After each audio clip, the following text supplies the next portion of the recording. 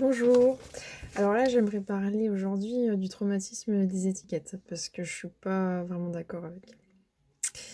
Donc apparemment, mettre des étiquettes sur soi, sur les autres, c'est super malsain parce que ça empêcherait d'être soi-même, d'avoir confiance en soi, ça nous enfermerait dans une case.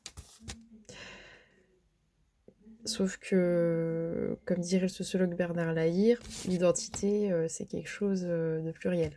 On a On n'est pas juste ça ou si, on est plein de choses en raison de la multitude de nos expériences sociales, en partant de la première socialisation avec la famille, la seconde avec l'école, la socialisation par les pairs, et puis toutes celles qui suivent avec le travail, nos loisirs, nos passions, nos bénévolats, enfin tout ce qu'on va vivre en fait. Ça va nous marquer plus ou moins, nous laisser oui, une identité.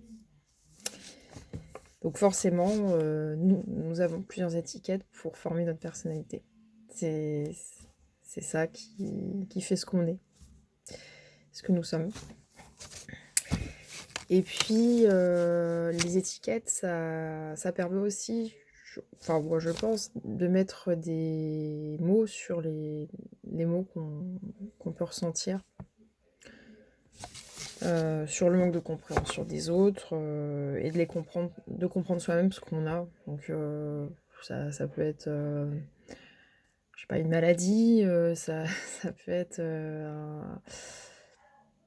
un trait de personnalité particulier, enfin ça peut être n'importe quoi qui nous met un peu à part et qui fait que, on comprend pas trop pourquoi on n'est pas comme les autres. Et savoir ce qu'on a, ça permet, de prendre en charge ça, il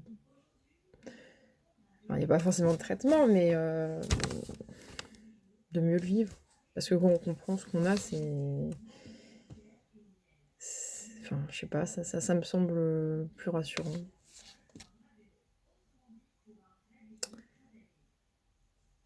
Donc voilà, bon, elle est très courte la vidéo parce que j'ai pas grand-chose à dire là-dessus. Mais vraiment, oui, les étiquettes, je pense que c'est nécessaire. Et ça, je pense pas que ça nous enferme. Au contraire, ça nous permet d'avoir une identité qui est forcément plurielle parce qu'on ne peut pas avoir une seule étiquette, pardon. On peut pas s'enfermer dans une seule case, c'est pas possible. On a plusieurs nuances dans ce que nous sommes. Donc voilà, je vous remercie de m'avoir écouté. Au revoir.